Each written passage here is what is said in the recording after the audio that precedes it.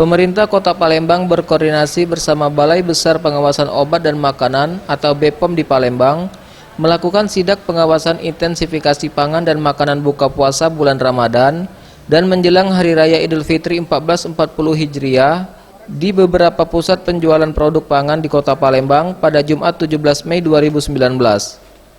Wakil Wali Kota Palembang Fitrianti Agustinda menerangkan, sidak dilakukan di 3 lokasi berbeda, yakni Kompleks Pertokoan di kawasan Hasan AS, Pasaraya JM, hingga Superindo International Plaza Mall.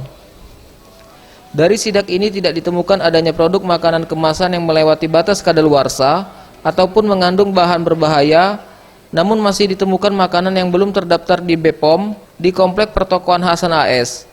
Dan untuk itu produk yang belum terdaftar akan segera ditarik dan memberikan peringatan baik kepada pedagang maupun produsen.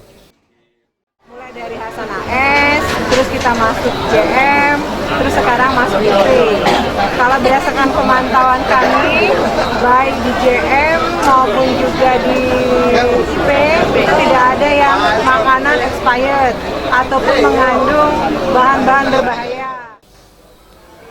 Sementara itu, Kepala BPOM di Palembang Hardaningsi mengatakan, meski semua produk makanan yang ditemukan pada sidak ini terbilang layak konsumsi, namun terdapat beberapa produk dengan kemasan yang mengalami kerusakan, sehingga pihak BPOM sendiri menginstruksikan kepada pihak penjual untuk menarik produk makanan tersebut.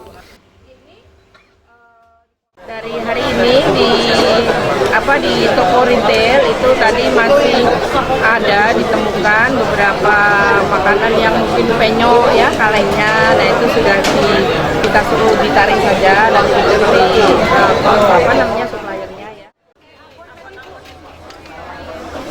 Tim Liputan Sriwijaya TV.